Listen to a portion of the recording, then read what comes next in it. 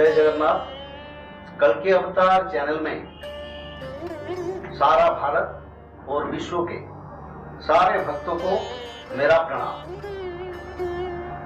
आज क्यों ये कल के अवतार का चैनल है, इसका लक्ष्य क्या है, किसके लिए कल के अवतार का चैनल हमने बनाया, इसका लक्ष्य यही है।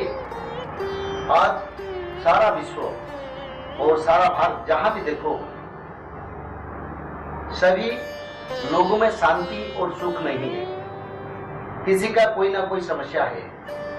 कहीं पिता को अपना पुत्र मार लेता है तो माता को कहीं पुत्र मार लेता है, कहीं अपने स्वामी को पत्नी मारता है और सारा विश्व का जलवायु परिवर्तन होता है। जैसे कि आज समाज में जो लक्षण और विश्व में देश हर देश में जो लक्षण हम देखते हैं, ये हमारा आदि पुराण ग्रंथ में सब कुछ लिखा था और उसी हिसाब से कलियुग का अंत हो चुका है। पर दुख का बात यही है, सारा भारत के जितने कथाकार कलियुग की अंत के बारे में कहीं भी बोलते हैं तो वो बोलते हैं कलियुग को तो 4,32,000 साल भोग करना है, तो अभी तक तो 5,000 17 साल 16 साल हुआ है। तो उसी हिसाब से वो बोलते हैं कलियुग का बाल्य अवस्था है। पर सबसे बड़ा गुरुत्वपूर्ण तथ्य यही है, उड़ीसा और जगन्नाथ संस्कृति के धरोहर नित्य पंचसखा, जो सत्ययुग में पंचसखा थे, सत्य के बाद त्रेता युग में वही पंचसखा थे और त्रेता के बाद द्वापर आया, द्वापर में भी वही पंचसखा थे और द्वापर युग के बाद कलियुग में वो जो पंचसखा उड़ीसा की पवित्र और पावन मिट्टी पर जन्म लिए थे और उन्होंने अपना भविष्य ग्रंथ जिसका नाम मालिका, उसमें वही ग्रंथ में सारे तथ्य, सारा विश्व की धर्म संस्थापना, भक्त लोगों का एकत्रीकरण, कलियुग का कब अंत होगा और सारा विश्व में कब शांति आएगा और सत्य धर्म और न्याय का वार्ता और सत्य धर्म न्याय का जो परिवेश कब सृष्टि होगा, इसके बारे में पूरा करके लिखे।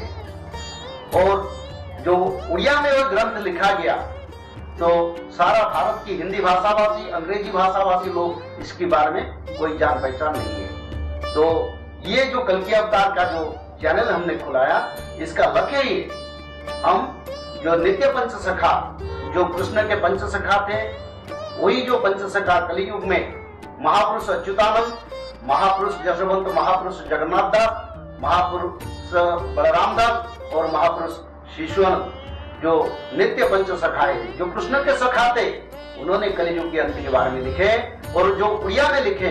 अगले दिन ये कलियुग जो कल के अवतार के चैनल के माध्यम से हम सारे जो तथ्य, सारा जो गुप्त तथ्य है, जो लोगों के लिए, भक्तों के लिए बहुत अमूल्य संपत्ति है, उसको परिप्रकाश करेंगे। पर आज सारा विश्व धर्म संस्थापना की ओर जा रहा है। चारों विश्व के चारों कोने में कहीं भी कहीं देखो तबाही चलता है। अमेरिका, जापान और जापान के बाद चीन और केरला और भारत में कहीं जगह कहीं ना कहीं कुछ ना कुछ इतना बड़ा प्राकृतिक तत्व का जो विपद आपद आता है, उससे पता चलता है कलियुग का अंत हो चुका है।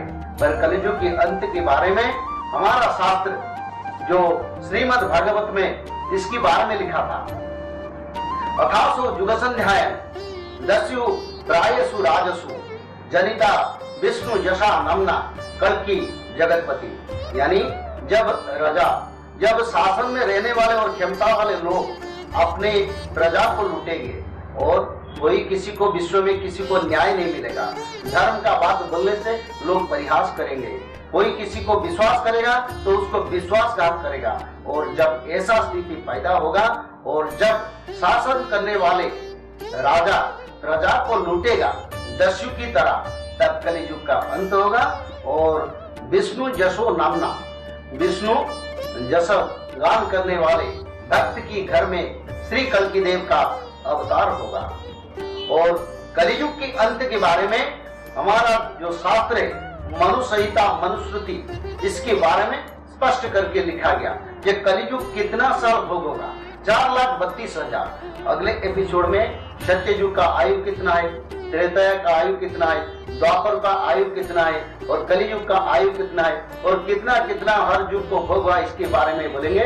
पर ये जो मनुस्मृति में लिखा गया था, ये कलियुग के अंत के बारे में, इसके बारे में आपको हम बोलते हैं। और स्वयं मनु ने आपने ये श्लोक में ये लिखा, ये कलियुग को 4000 साल के बाद कलियुग का संध्या समय आएगा और कलियुग का संध्या समय और तत्पूर्व यानी कलियुग आने से पहले जो संध्या समय आया था, टोटल मिला के कलियुग को 4800 साल भोग होगा।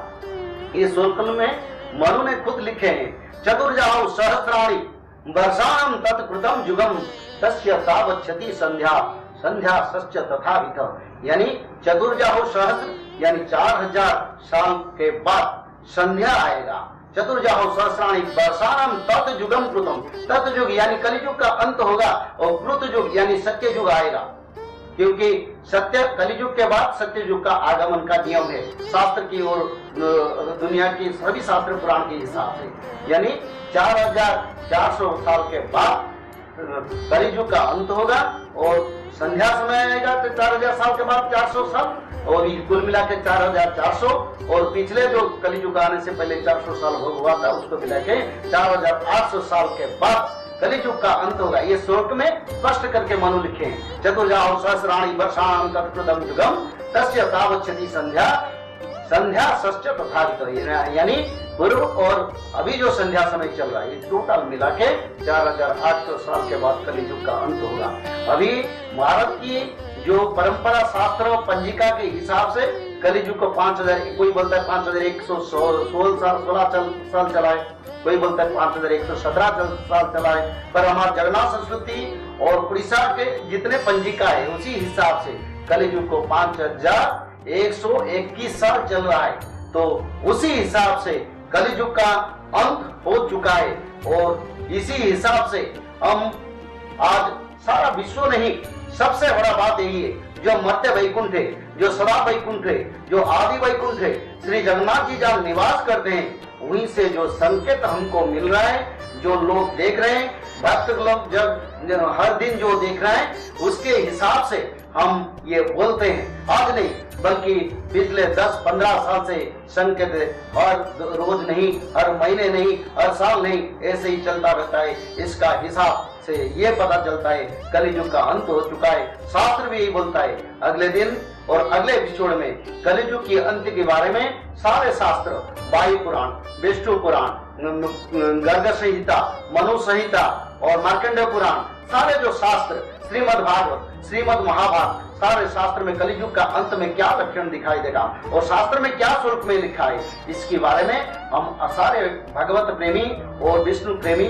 जगन्नाथ प्रेमी और जितने जो भगवान को अनुसरण करते हैं, जो कलियुग का अंत में रहेंगे, उन लोगों के लिए बोलेंगे।